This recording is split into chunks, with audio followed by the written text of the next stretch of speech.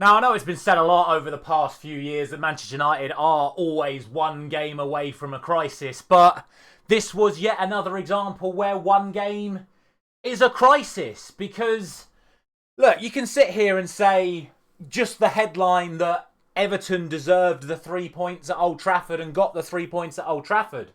That in itself is a bad enough headline. But to do it under the circumstances that they did it is absolutely shambolic and embarrassing. And yet another example of just what this team seems to do when they come up against sides that I genuinely believe they perceive as lesser than them. Because it's happened on multiple occasions at Old Trafford and away from home. This season, not so much. Not at Old Trafford. This is the first time it's happened at Old Trafford this season. But it's happened away from home this season, and it happened so many times last season and over several other seasons as well. We take teams that we perceive to be lesser than us for granted, and they turn us over like that. But again, that would be with the headline of Everton outperform Manchester United and win at Old Trafford. That's not Everton get a man sent off for fighting with their own player, and then with 10 men outplay and beat Manchester United at Old Trafford. That's a whole nother level. That is a whole nother level. But look, we'd lost this game against 11 men, let alone 10. Everton were the better team until the red card. And they were arguably even better after the red card. The irony that the Everton player got sent off for slapping his teammate in the face is that it's the Manchester United players that need a slap in the face to wake themselves up in a performance like that, and have now been given the metaphorical slap in the face because they've lost this game, and it's just happened again. We could have gone fourth tonight. Like, our target for this season would have been to get back into European football. Tonight was an opportunity to get into a Champions League place. And we've thrown it away by just simply not turning up. And you can't just sit there and go, well, Sesko was injured, well, Cunha was injured. There were enough players on that pitch that could have done better. Now, I'm going to get to a few of them individually later on. But this has to start with the manager again, and it's unfortunate to say it because when a performance like that happens, you do have to look at the manager. There were so many situations in that game where he could have done better. Firstly, he shouldn't have started Xerxes in the first place. We have enough players available to us where we could have put Mbermo up front, put Mount in the forward position, or put Ahmad up front and put Bruno in the forward position, put Mainu in midfield. There's all sorts they could have done differently in that game to do things differently. But he chose not to do that. He went with the system that he went with. Then Everton get a player sent off. They change nothing, by the way. Everton don't change a single thing with the red card. You can argue that Dewsbury Hall drops a little bit deeper, and as a consequence, Barry drops a little bit deeper. But in terms of their defensive setup, Everton have not changed at all. But they are one player lighter. And Manchester United made no attempt to exploit that extra player at any point during the remainder of the football match after the red card occurred. And the keyest, most important thing that was brought up on commentary on multiple occasions is that every time Everton had a goal kick that they were putting downfield, or a free kick from an offside, or a defensive foul, or this, that and the other, Manchester United's defence went into a back five. A flat back five. Whether it was Mazraoui, Yoro, De Ligt, Shaw, Dorgu, or when he changed it around and put Ahmad out there and Dalot out there. Whenever Everton had a ball to put downfield, we were defending in a back five against 10 men. Everton only had 2 people to hit. They had Barry and they had either Njai on the right or Grealish on the left.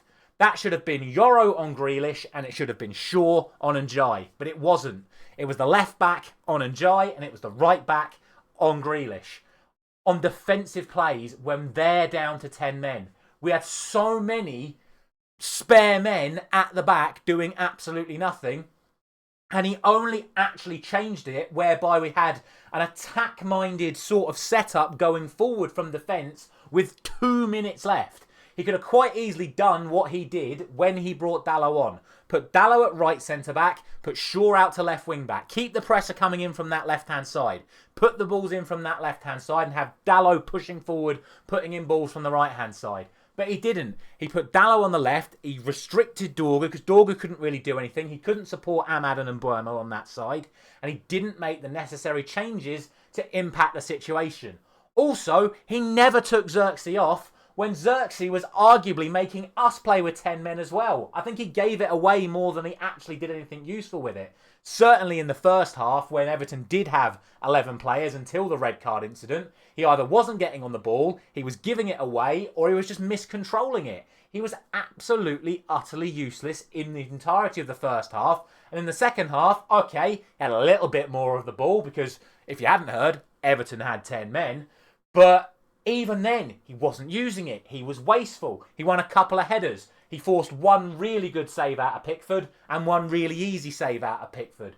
But other than that, in 90 minutes, your centre-forward is doing absolutely nothing to impact the game. He is bigger than Tarkowski. He is bigger than Michael Keane. He did not win a single aerial battle in terms of linking the play up in the entire match. At the other end, I want to give a big shout out to Tieno Barry, who I don't know if he'll actually get man of the match, but he was certainly my man of the match. And I'm not one to normally sit here and praise opposition players, but that man deserves a medal for the performance he put in tonight. He won every header against De Ligt, which he's expected to do. He's 6'5", but he won every single header, and he tracked across the pitch, backwards and forwards, left and right, non-stop, putting constant pressure on Manchester United's defence. And in a team that had 10 men, you've got to have that effort from your centre-forward. And the team with 10 men had that effort from the centre-forward. And the team with 11 men didn't have that effort from the centre-forward. I'm not saying if he had Barry in the Man United team, we'd have done any better tonight, because I don't think Barry's that good a player. But he went out there when they went down to 10 men, and he was given a job, and he did that job. Xerxes, for 90 minutes, had a job and didn't do it. We can argue he did it once, which with that header that forced a really good save from Pickford. Other than that, absolute waste of time him being on the pitch.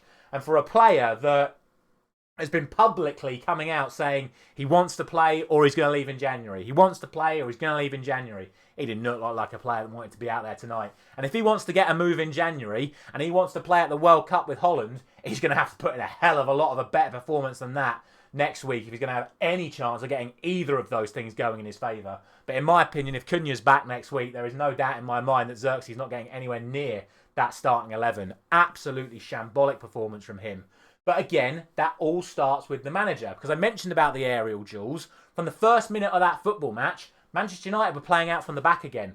I don't know how many people have picked up on this, but I've sat here and I've been really praising how we've changed our style of play since Lamens went in. I said it on the first game that Lamens went in goal. One of the best things about him was every time he got it, he hit it long. Whether that was up to Sesko, or even if there was no Sesko on the pitch, and we were still hitting it up there for Cunha and Burmo and Ahmad as a front three, where they might not win the header, but they're getting there, they're looking for the knockdowns.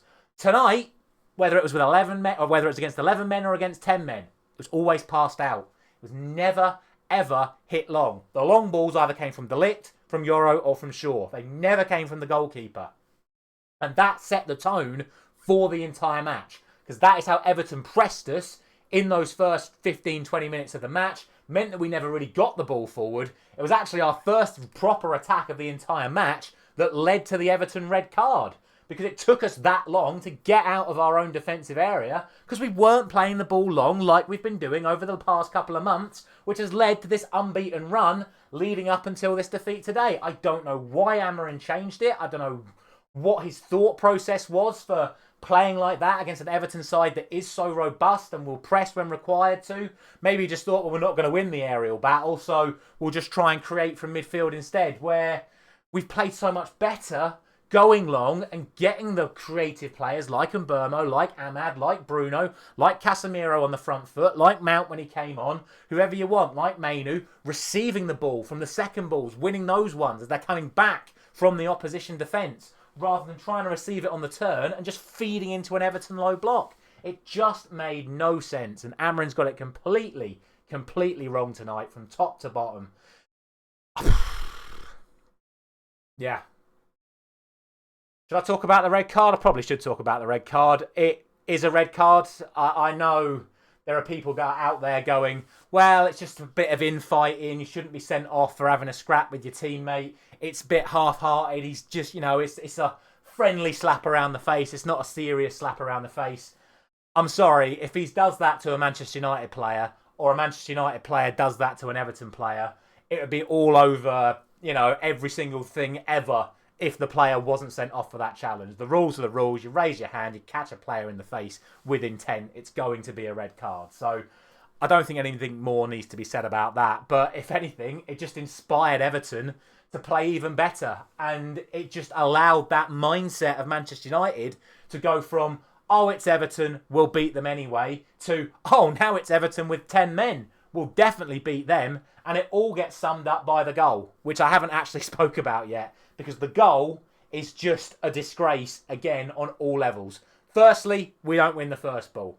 Then we don't win the second ball. Then, whoever's supposed to be tracking Garner, I don't know if it was in Burma or Bruno supposed to come out, no one's tracking Garner. He gets a free pass in midfield. Then, he gets a free pass into Dewsbury Hall, who's also got no one near him. He picks it up, half-hearted challenge from the midfielder, can't remember which one it is, half-hearted challenge by Yoro, so much so that not only does he not win the tackle properly, he actually sets Dewsbury Hall up for the shot, the lick doesn't close him down fast enough, and then Lamans goes for the Superman save. And if you've been watching this channel over the past 5 years, you know my feelings on Superman saves, going back to when De Gea used to be in goal, where he would constantly go for the Superman save. I can't stand it. It makes no sense to me. Why try and save it like that when you can save it like that and push it up rather than push it across? Because that's exactly what Lamans does. He gets there and pushes it further into the corner. I'm not going to say that that is a mistake by the goalkeeper, because clearly that is how he makes saves. That is how modern goalkeepers are taught to make saves. You look at the saves that Pickford made tonight from a couple of the chances that we had. One of the Bruno shots, one of the Xerxes headers. He goes for a Superman save, but it's a bit closer to him. It's not across him. The one that's across him, shock horror, he goes for the outstretched save and tips it wide, because that's what you do when you make the outstretched save. Everything about the goal is a disgrace. Everything about the performance is a disgrace. Everything about the management of the game is a disgrace. From the setup, from the substitutions, from the tactical changes, everything from a player to management level was a complete and utter disaster from Manchester United tonight.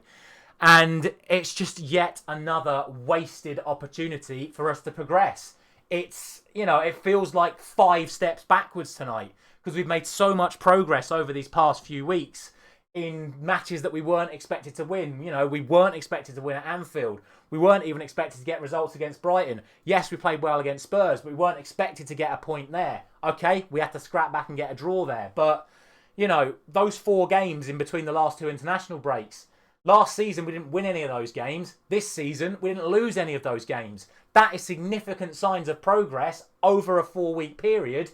And as far as I'm concerned, those whole 4 weeks have been completely thrown out of the window by tonight's performance. Absolutely complete, utter waste of time.